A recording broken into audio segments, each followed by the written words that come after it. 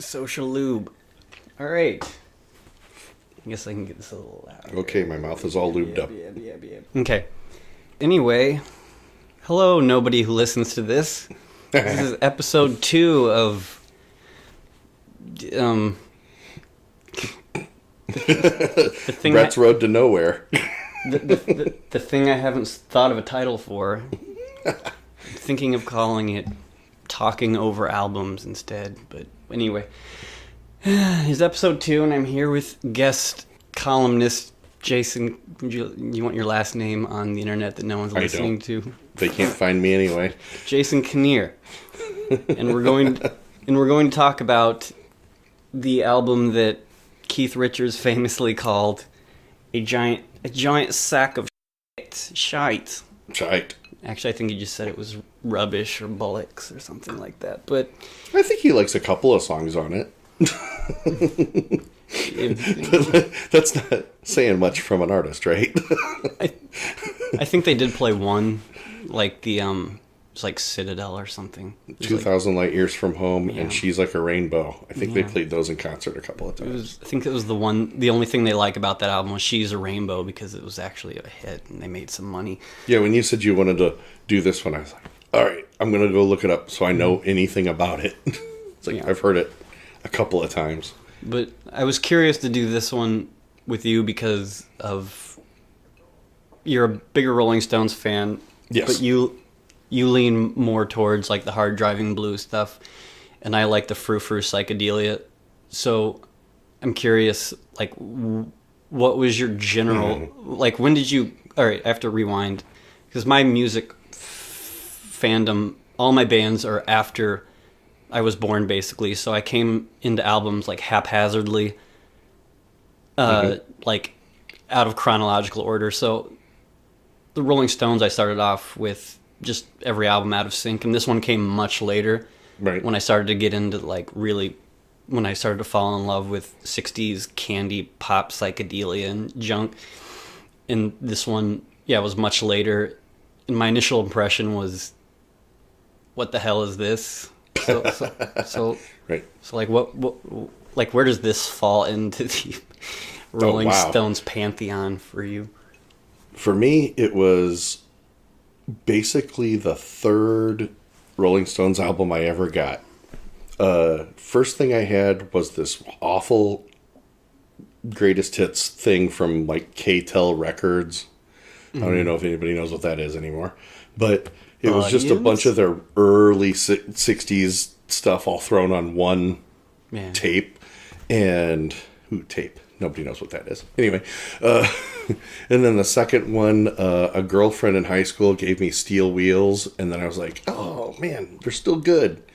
And the girlfriend I had after that knew I liked the Rolling Stones, so she thought it would be really great to get me a Rolling Stones tape, and her dad owned a record store, and so she gave me like 4 records, and one of them was this album on a tape.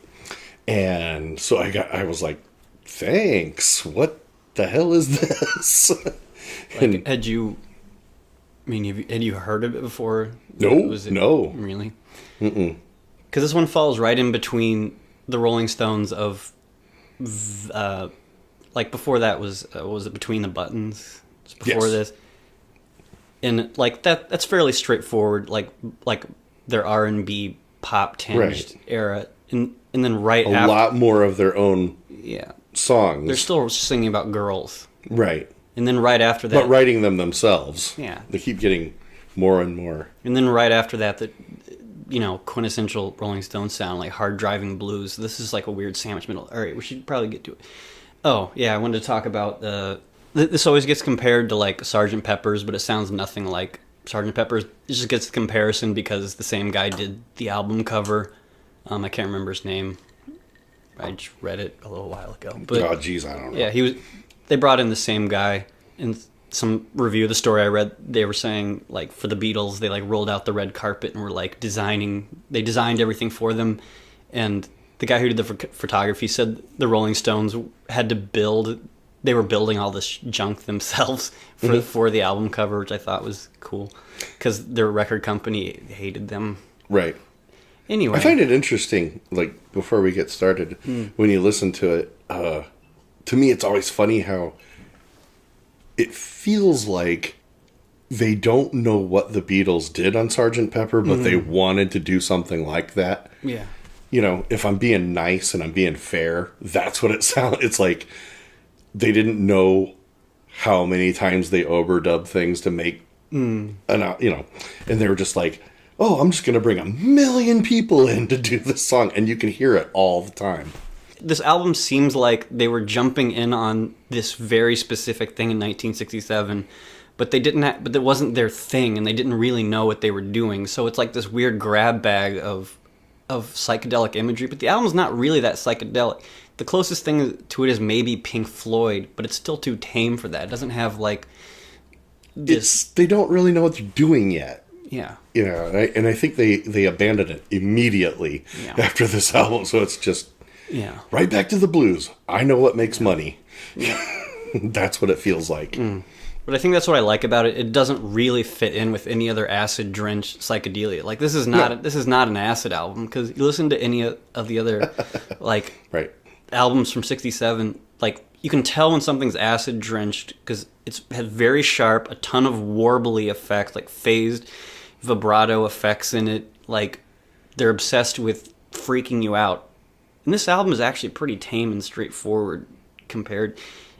It's like they wanted to do a lot of things, but they didn't know how, and they didn't want to ask anybody. Yeah, that's what it feels like. It was like, I'll figure it out myself. Well, yeah, because I heard they didn't have a producer. The producer quit, so they were just too drunk and wandering in and out of the studio. All right. I saw that. That was funny. Mick Jagger said, he's like, turns out we need a producer. It seems like we need a producer for somebody this to album. Tell you to get on with it. Don't make an 8-minute song that drones with a bunch of crap. I picked a bad time to have a mild, effeminate cough. All right, let's get this started. 1 second in, so just tell me when to hit. If you're listening along, which you're not, because I don't have any listeners, but for posterity. Yeah, but you have me now, so you're going to have all the listeners. 3, 2, 1, play.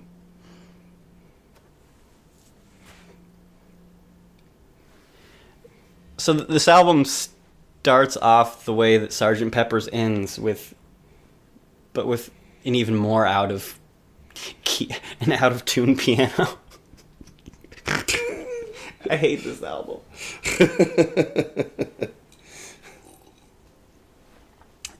Well, now we're going. This sounds like something Keith Richards would want to do for fun.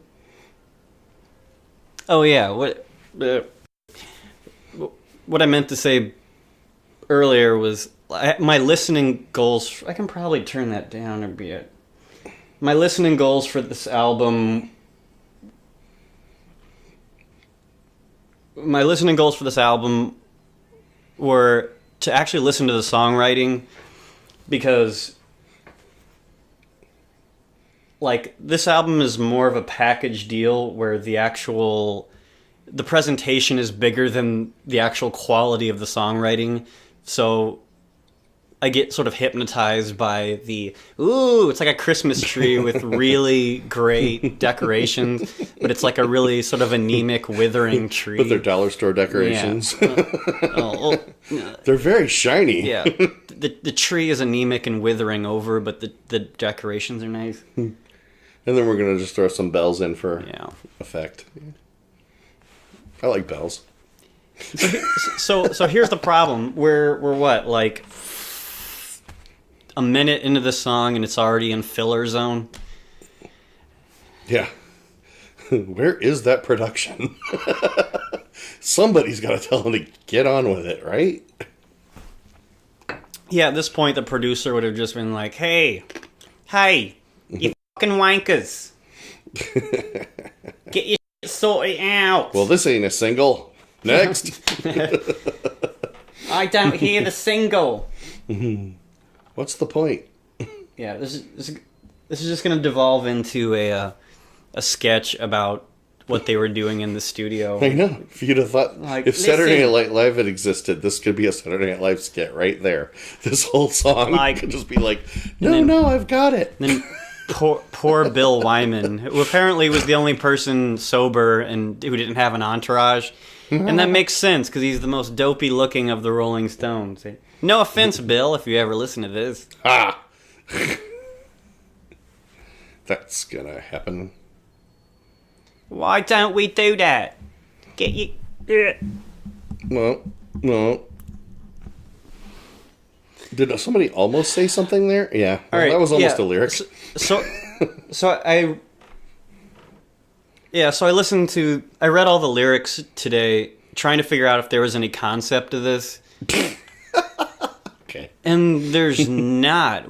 It's incoherent at best. Yeah, because people always like even John Lennon himself, who was he was fairly critical of everything the Beatles did, but turning the mic, even like he would always say there was no real concept of Sgt. Pepper's other than the costumes and like the bookend of the intro and outro, but he's wrong, and anyone who says it is wrong, because every single song is about...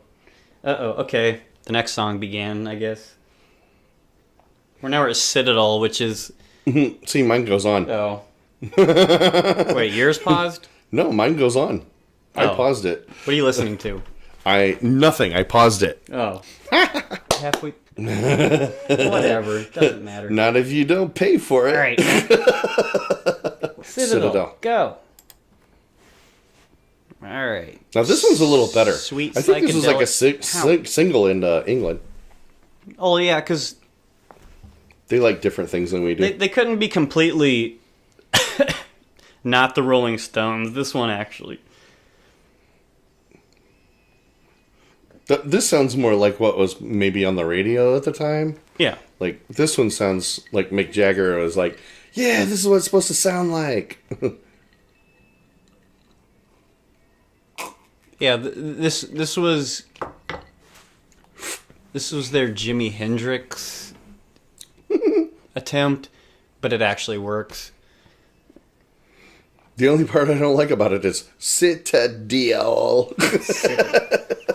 It's like, wow, you should have come up with something else, or... Oh yeah, before I was talking about like the actual concept of this album, if there is one, it's like reading through the lyrics. There's no concept, but it's like the band arrives. They do their Billy Shears with "Sing This All Together," and then they reprise it. Is that already over? Ooh, they went silent for a second. Ooh, Woo. yeah. Good utilization of silence. Yeah, but so it's an oddball, like, psychedelic thing in that the whole album is like, you have like 2,000 light years from home, 2,000 man. So you have like futuristic imagery, which didn't really become popular until like the Emerson, Lake and Palmer prog I was rock gonna say, is that really all that era. psychedelic? Yeah, so you have like super vague frou-frou, like, high fantasy imagery of like I'm at the lake and I met a fair lady, but then you've got like 2 songs that are just about the future. So I really don't think any of them had any mind for psychedelia or any kind of like fantasy. Right, like it's almost like a commercial thing. Prog rock. Like they're just like, ooh, if we whip out one of these real quick, we can make some money and get a tour out of it or something. But I think Something? I think they meant it. But some of it. yeah. They seem very blasé about some of these songs. I'm gonna just... it's like... Yeah, but definitely this and She's a Rainbow are the best songs on the Well, album. I don't know. In Another Land is pretty good. That's the next one coming up. I do like here. the... what was Are one you of ready for Another Land? It's coming up right now on me. All right. Tell me when you're ready. We're poor, everybody. Yeah, I'm in Another Land. Okay. The 3-minute and 14 version. That's what I got. All right. Ooh, we're going to be on the same page. This is the only time the Rolling Stones ever used a harpsichord. Oh, yeah. This is where they get into Pink Floyd territory, and I didn't know it. But this is Bill Wyman singing. This is the only time he ever sang on a Rolling Stones song. I think it's pretty good. Yeah. I mean, is it ever going to be a hit? But yeah, I'm a total sucker for warbled vocals.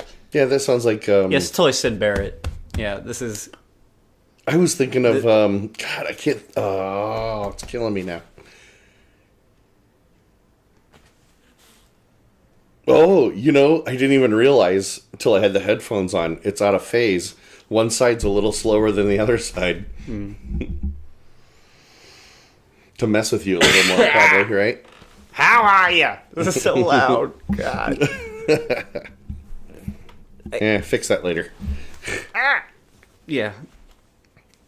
But, I saw some picture of what is this? This sounds like that guy with the... Sid Barrett. No, San Francisco guy.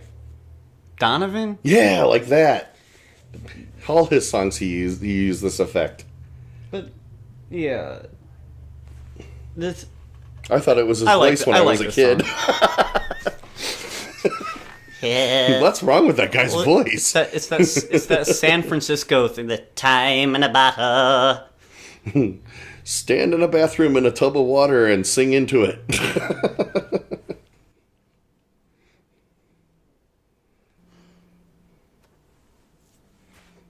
I'm freaking out, man.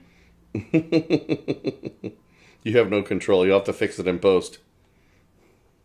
Look at our budget. You have post.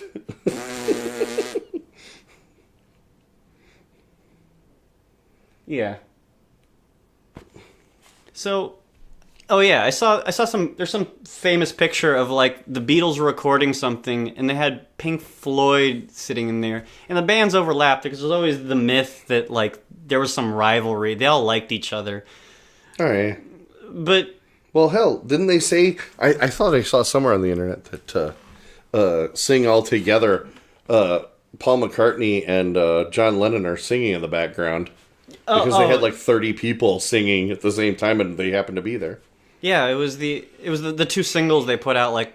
But then 3 years later, of course, John Lennon shits on it and says, "Oh, that's their what's it called? All you need is love." What the hell is this? I hear breathing. Weird. No, that's snoring at the end of the song. Yeah. Oh yeah. You should pay attention. That's what happens.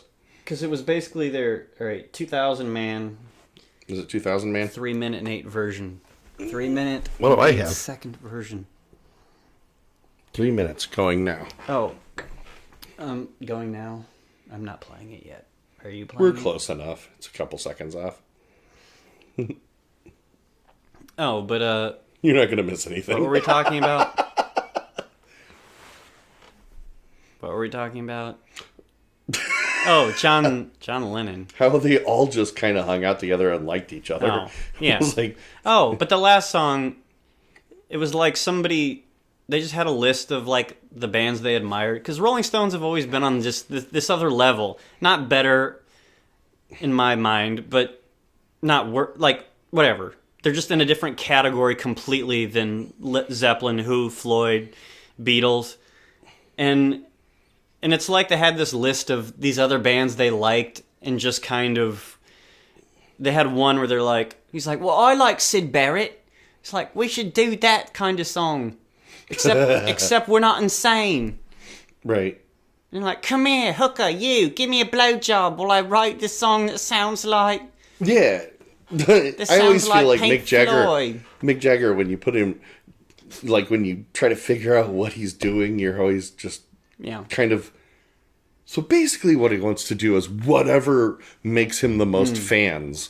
Like, he just wants more fans. Like, how do I get more asses in the seats? And like after this album, they talk about we're going right back to what got asses in the seats. Yeah. Hard rock and blues. Yes. So I don't really know what. Oh. Sorry, if someone's actually listening along to this at some point, we haven't actually been saying what songs are going. This is 2000 Man. Whatever. Maybe you can guess. But yeah, like this one, it was like they had a good thing going. So I'm just curious. I don't think anyone in the Rolling Stones actually wants to talk about this album anymore. But but I'm curious, like what it was, because it was like such a But it was such a dollar store. Too much. But it was such a weird little narrow slice of their discography where it was like they had a good thing going. They were still, like, they were super relevant.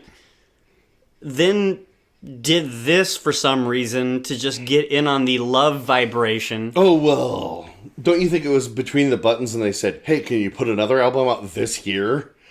And then and they're like, sure. Yeah. So it's like they went from very relevant, top of their game, to this weird caveat back to actually leading the pack, because the Beatles were kind of on their way out by the... that was 68. Well, they wouldn't play live, that's for sure. Okay, that's over. Are we going to the next one? Okay. She's a Rainbow? 2000 Man just ended. No, this is the Oh. Motherfucker. The next 30 minutes are ad-free. Oh. Thanks to the following sponsor. Alright, next song is Sing This All Together and See What Happens. I'll tell you when I'm playing it. Oh, I always forgot that I can edit the commercials out. I just don't want to edit. Sing this all together and see what happens. Oh. Hey. I just knocked my drink over. Spill drink, spill drink, spill drink. Yeah, it's practically empty. Chris!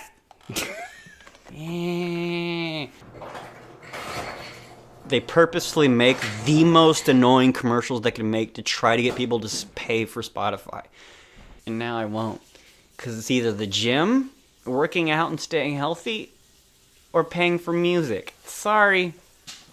I love you, music, but I don't want my tiny little legs to get atrophied. One. Oh, God, I love this line. Next Wait, time. listen. And I'll just be in the background. 'Cause I'm 32 flavors. We can buy some razor blades and do Tori Amos's first album.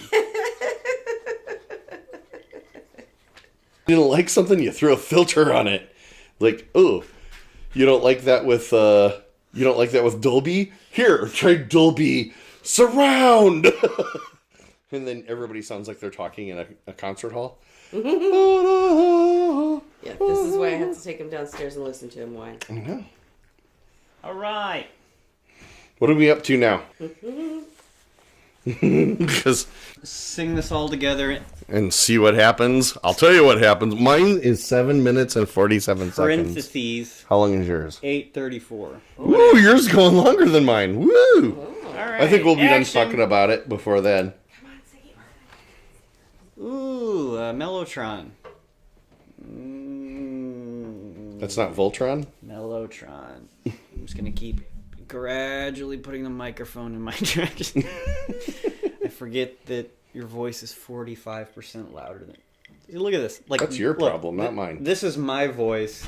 People want to hear me more than you anyway. That's you. Here's yours. I know. I can't help myself. I have a voice for radio. It's getting psychedelic. It's like English people trying to pronounce the word umlaut. Maybe I'll just switch to the. Hello? There we go. You like that better? It's a much flatter sound. Thank you. There. That's much better. I don't know why I didn't just keep it on that, because it's the only setting that I ever use. Why you even bother? I don't know. The sounds. Now everybody sounds the same. This sounds 50% more professional. Oh my god. There's so much filler on this album. It's a nightmare. Really?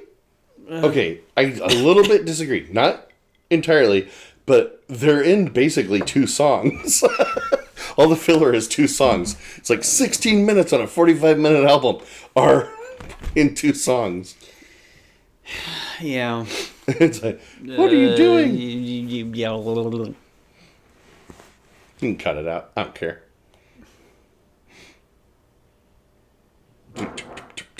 I'm trying. I thought I liked this album. I've listened to it so many times. I don't know why I'm like... I'm like...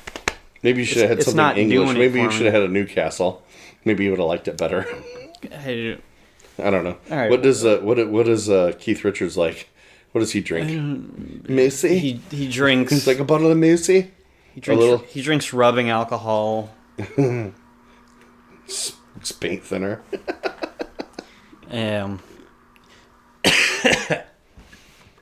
Coughs for Jesus. Oh, Lord. All right. Well, yeah, so I imagine this recording session... Mm-hmm. I like how you're over here hacking while we're listening to this. Yeah. And, you know, your girlfriend's working out at a gym and we're just sitting here drinking alcohol. You're in trouble now. Wait a minute, dropping bombs. Because we have 8 minutes to drop bombs. It's the power of editing. I didn't do it. You could have a... This is still going. No, I know. What do you want to talk about? This isn't even... Hey, how do you feel about microwaves? You know, I like to cook things 30 seconds before the recommended time. I like to cook things halfway through and then put it turn in the them oven. over for no reason at all. Because it doesn't seem to change anything. But I like to turn it over halfway through and then cook it the rest of the way. And then it's still just microwave burnt on one part of it. The key is to flip. That's the part you give the dog. Flip. That's the part you give the dog. All right. Wait. While the song's never ending, you need to give me some voice lessons, because you somehow are able to project from deep from the bowels of hell, and my voice barely carries. Maybe I should just sit closer. How is it still going? I would just... All right, I'm just gonna skip to "She's a Rainbow." No, we're not skipping. You have to talk about... Now we have to talk about... I don't know. What's the next thing you talk about while this is going? Oh, where can I get a... All right.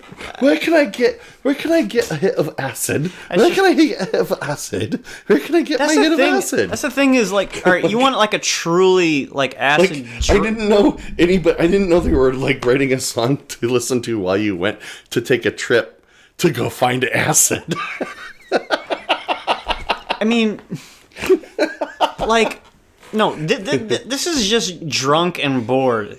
This is not drug induced. You want a truly great acid. Yeah, this is day drinking album. Maybe Love. What's that one album? The white album cover with sort of the drawn faces, like that. This album isn't even weird. It just sounds like a bunch of bored dudes who don't really want to be making anything. They're like, the summer of love is boring. I don't want to do any of this. Yeah, I want to get back to the party. We're sick of psychedelic drugs. I just want to do. I'm only doing this because it pays for my drugs. Yeah, it's like this is more of a giant middle finger to the summer of love. This is the song you listen to while you're going on a trip to pick up the drugs that are going to take you on the trip for the next song. Yeah, this is more of a. This is more of a middle finger to the summer of love. It's we don't get it. We don't get it. We come from rich families. We don't understand why you need to escape. I don't. I'm worth $400 million already. I don't understand why you need to escape from anything. I don't understand these psychedelic drugs. What are you escaping from?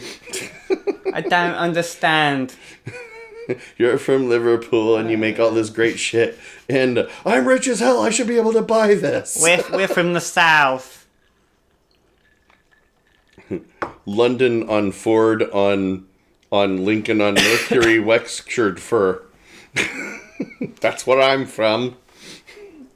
And where I come from, oh God, we respect the Shakespeare. There's no earthly way of knowing. All right, I give up. We can skip it now. Which Let's do She's Like a direction we Rainbow. are Ready? Going. Mine's still going. Yeah, mine's still going. I'm just done with it. I feel can't bad take for it anybody anymore. who actually tries to follow along with this. All Because right. it's the worst. Okay. All right. She's a rainbow. Ready? No, mine's. This is my favorite one on this album because it's kind of like the hit. It's the single. Yeah, I know. It goes on and on and on. I told you should just skip it. Because it has Mick Jagger. It's like a witching. I don't think I've actually listened to any of this so far. Aww. These are terrible. Earbuds are giving me ear cancer. It's not my fault. I'll describe to you what's going on since you don't know. It's Or somebody going, Keith. oh. It's Keith Richards trying to be Mellow. where he's like, "Hey, I'm not putting my balls in your face. I'm just singing about, I don't know, like what I imagine like psychedelia to be." Were you just about to say what I imagine putting my balls in your face would be like if you set it to music? Yeah, for him, psychedelia is just like, oh, I'm out. He's like, I'm out on a plane somewhere, and there's a castle, and there's a lake, and it's the future, and I'm doing a thing. And there's my balls in your face. And then he came out of his drug stupor and said. Then he came out of his drug stupor and was like, "Oh." Did I put my balls in your face? He's like, I realised all I like to do is to just and throw dice and get drunk in a honky tonk. So anyway, Can we go live in Alabama? Can we go live in the American South? All right, She's a Rainbow. Ready, Mark? The only memorable song on the album. It's on every greatest hits because no, it's on every greatest hits because Like I'm a doing weird- the wee wee. Yeah, mine has like a weird chant Yeah, it's chanting on me. and a Isn't this whistle. the one? By the way, I want to point out. I looked it Something up. just whistled. John Paul Jones does the strings on this. Who is one of my Oh, favorites for? yeah. He's a good All right, bass player. Let's make up the sketch for that. Ready? They're all in a drug stupor. They wander into the studio at 3 a.m, and John Paul Jones comes in with his entourage, and he's like, "Hello, Rolling Stones. Excuse me." He's sober. He's like, Probably. He's like, "Hi, I'm John Paul Jones from from Led Zeppelin." No, not even Led Zeppelin yet. He was just. Oh yeah, this is '67. Yeah, he wasn't even. Holy shit, I didn't even think of that. Mhm. Yeah. Yeah. I had to go look What it up. was he doing? He was doing this. He was arranging strings for people. That's and, nuts. And That didn't even playing bass on a lot of. That didn't even cross my mind. Yeah, it's crazy. I was like, yeah, that didn't even register because they didn't even get started till like 68, 69. Yeah. The only actual. Combs her hair. You know why she combs her hair? The song's Because really gross. she comes in rainbows Yeah. all over her hair. Yeah, it's fairly gross. No, it's not gross. You just have a dirty mind. Get your shit sorted out. Who did the piano? Does anyone in Rolling Stones? Well, it wasn't Billy Preston. I have a tiny effeminate voice. Comes in colors everywhere. You're way ahead of me. Comes hair. She's like a rainbow. I'm still on the cute little string section. Did you know this was the 8th album by the Rolling Stones for the U.S., but only the 6th in the U.K.? I looked it up on Wikipedia. But I figure it's okay to talk about that because if you ever watched Turner Classic Movies, everything that guy talks about is right off of IMDb. So I don't know why the hell he even exists. I do the same thing. All of my knowledge is via Wikipedia. See, She's most like of the a things, rainbow. I'm just saying, most of the things about this song, I'm telling you right now, the only reason I know this song was it was one of the first singles that I heard that I had no idea what the hell it was, because it was not a single in my world, living in the middle of this country. All right, I have a theory. What if like this album is too beyond our comprehension and it's just too amazing and perfect? No. I think this song is good. I think we're coming up on 2,000 Light Years from Home. That's a good one coming up. Well, I'll let you know when mine ends. No, Citadel. the I like Citadel, but I just wish they had come up with any other word that matched the melody of the song they came up with. All right, the They're weird, just kind of clunky. the weird glaring spot on this album is Gomper. Like, what the crap is? It has nothing to do with. The song is about like making love to a lady by the lake. Like, what does Gomper mean? Like, you know, when people say Gomper, it's like a guy with no teeth. Wait, I'll look it up while we're talking. Gomper. Because f*** it. Anyway, the lantern is next. I don't know. I'm going to get ready with the Gomper. We're already on to the last 3 songs, because screw this shit. Yeah, my opinion of this album has actually gone south, and I wasn't expecting that. All right. I want to know what a Gomper is. Oh, apparently it's just the name of a song by the Rolling Stones. She's a rainbow. Yeah, all right. No, I'm almost done. Shut up. I'm enjoying the end of this with the... All right. Get ready for some smooth jazz with B10... Wait, that's the country station. Yep, there is nothing called a Gomper. That song stopped everybody. Gumming, like... Gomper. Yeah. Yeah, she's like, has no teeth and she's gomping on you. Gomper, gomp, gomp, gomp, gomp, gomper, gomper, gomper. I got nothing for Gomper. Ziggy, come hump the microphone. The only thing I've ever seen Gomper is the name of a Rolling Stones song. All right. From 1967. Yes. Because the song is about they're at a lake, swimming at a lake. That's it. I don't know. You want to listen to it? The Lantern's the next one for me. Yeah. No, we're almost there. I don't know. But I used to like this album. It's my fault. I'm going. But Here it is. I used to always... The gong. I almost, like, look. I used to always think You know, I thought I liked this album. This is like Jimi Hendrix listened to this song and went, I can do this way better. I think that's just what he did with everybody. Because he was way better. I mean, he didn't have... Like, not on, like, on a actual... He didn't produce more than the Beatles or the Stones, but he just was better. Yeah. He was more... Hendrix came from the future. All right. Let's try to actually evaluate this stupid song.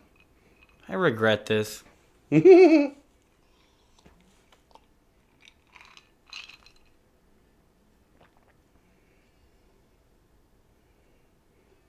you listening to this in both ears? Okay. I'm like, every time I go into it, they're all out of phase for me. Is that for you too? A little bit? It's like, they're trying to make it sound like there's 2 people or something. Like, I don't know what's going on. It's just me.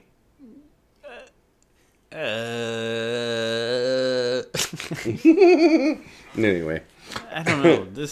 I keep listening to it and going, they could not figure out how, like, I think that's why on the first song they like invited John and Paul. They're like, come on in, see what we're doing. And they just went, oh. Yeah, it's you like... have not figured this out at all. George Martin does all of our mixing for us. Well, that's the thing. Like, I don't even put Sgt. Pepper's into the psychedelic category because it started. It was at the beginning of it. Yeah, but I like the Beatles did really great, like classically, like whether they knew it or not. Like John and Paul had. Anyway, we're listening to the Lantern. But whether they knew it or not, like they were both. They're like a lot of English musicians, especially John and Paul, were like really inspired by like Baroque classical music. And I think like that's what the Rolling Stones are missing, because I don't think they gave a flying fuck. Like even Led Zeppelin, you could always hear some like classical influence of, because they knew how to like make sharp turns, how to stop on a dime, Right.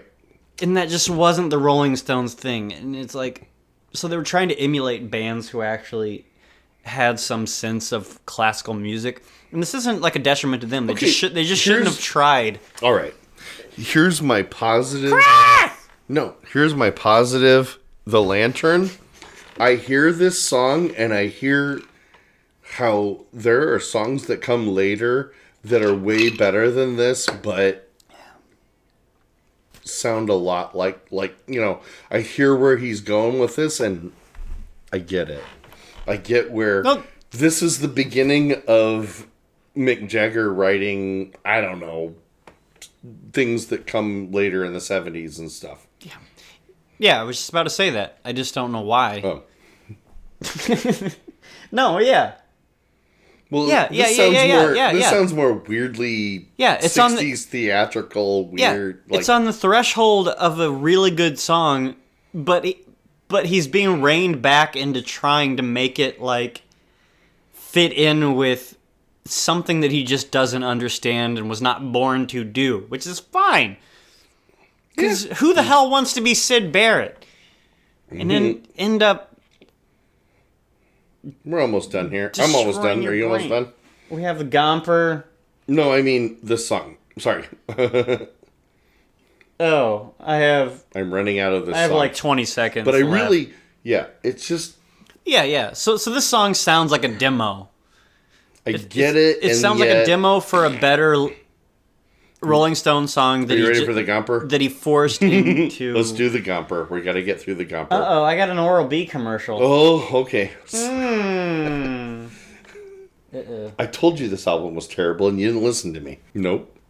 I get it now. Oh, this is due on August 12th? When the Beatles stopped touring, the Stones continued touring. Anyway, alright. Gomper in 3, 2, 1. Well, during this break, we tried to figure out what a Gomper is, and We have nothing. my only idea of a Gomper is a man without teeth. Wasn't that a car, like a little car for Gomper. kids in the 80s that you could roll down, like they had little, like it had a battery in it or something? The Ford Gomper? Yeah. I don't know, but you stick like a little battery in it and it would like roll over these, you'd make these little... The Ford Gomper. Now available. I guarantee you it wasn't a Ford. Is that what wrecked into the Pinto? Stomper. Oh, I just want to listen to Pink Floyd now. I just want to know what Gomper is. I I really want to know what a Gomper is. Yeah, I didn't anticipate this. And before this ends, I want to come to some realization about what it is that I truly like about psychedelic music.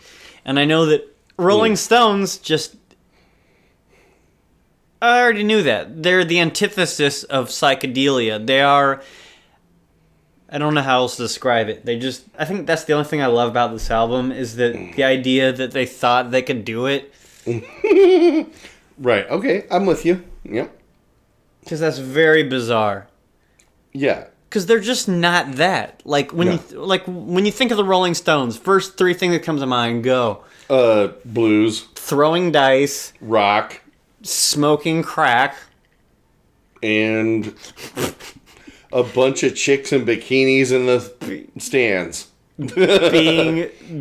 being from London, the streets of London. What? Yeah, like. Yeah, if you haven't been to a Rolling Stones concert, even now, they're like grandfather age, and it's just like all these hot chicks just show up to see the Stones. All right, I don't know if some rich white guy paid for their tickets. I don't know. But, whew. I have to do a caveat where I say, if I didn't know this was the Rolling Stones, I might be more fair on it. No. On this song? I love Mellotron, The Goomper? but it's like the Rolling Stones are the last band that should ever be using a Mellotron.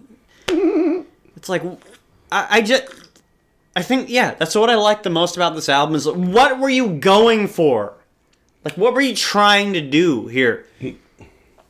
I am not going to dispute that they were on a lot of things, but this just does not sound like a convincing substance abuse album.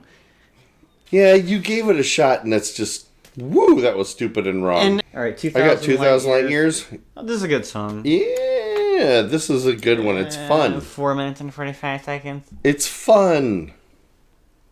In the year 2525.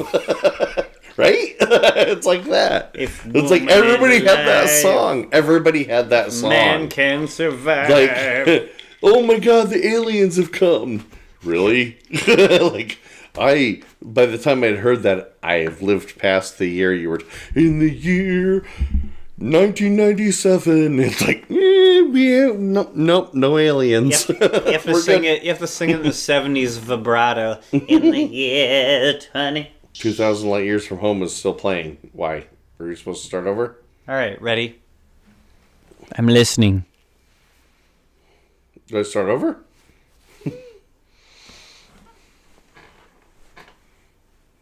Yeah, all right, there we go. We're done. The Rolling Stones just didn't understand psychedelia. That's the moral of the story.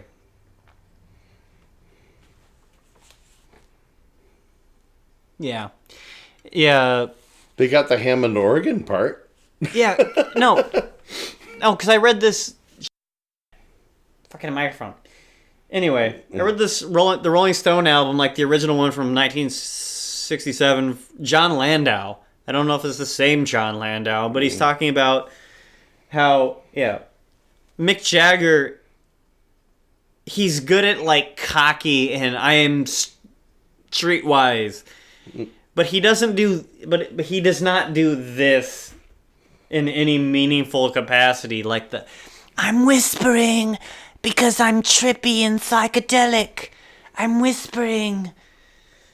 So he basically has a really good album review where he calls him out on it. He's like, you don't do this well at all. I don't know why you're trying to do that. But yeah, it's like... I like this song better years Mick later, Jagger. by the way.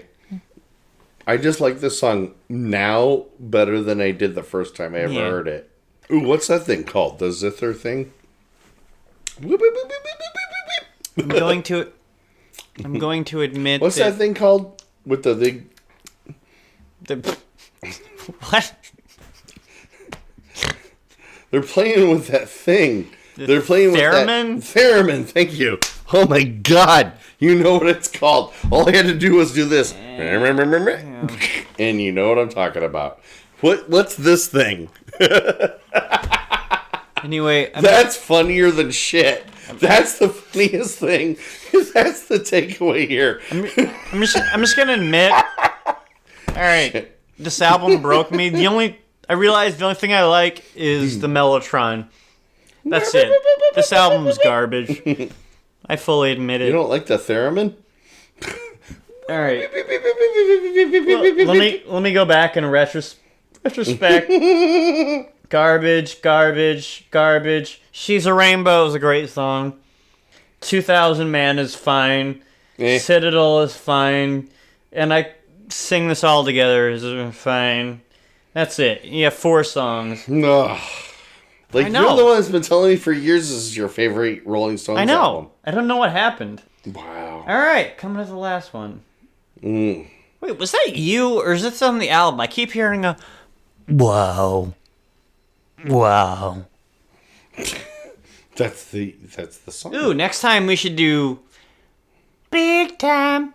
I'm on my way. I'm big. I love Dancing Chickens. All right, last song. Wait. Let me get... I'm almost there. On with the show. What is the last? Where's my Wonka bar? What's the last song that we listened to? What? I'm on with the show. Like I will pause this.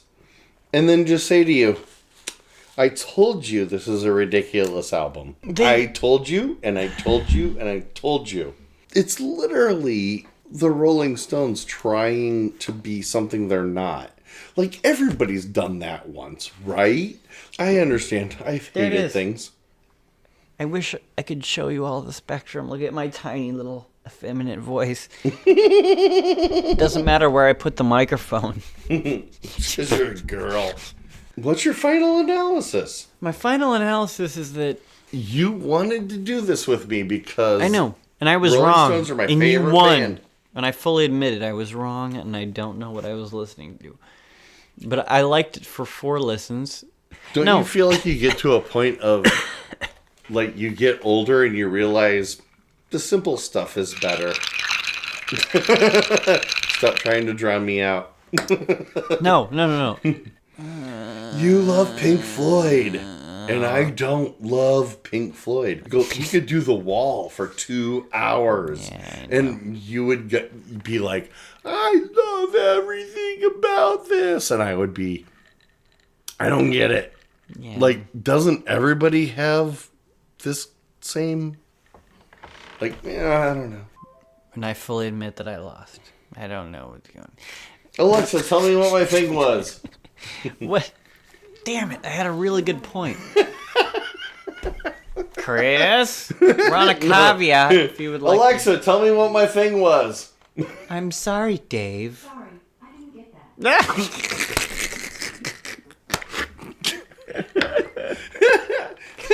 Alexa, you have to have an Alexa.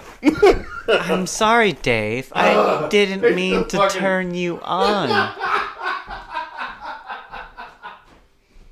Alexa, tell me what my opinion is on that. That's it. Coming back to that, I also find that brilliant. When a band who clearly has no business doing something tries to do it, and that's what I find endearing. Anyway, we still have a song to go. Oh, no, really? Oh, we didn't even get through the Gomper. We're on with the show. All right, you go ahead. I'll come back. Go play it. Yeah, whatever. I'm gonna go pee. Listen to me pee. This is a nightmare. Anyway, my final parting gift to this stupid shit album is... Mm-hmm. Yeah, they had a little insecurity thing for a minute, and now they're... Yeah, for 1 minute. No other band has had, like, such a brief hiccup.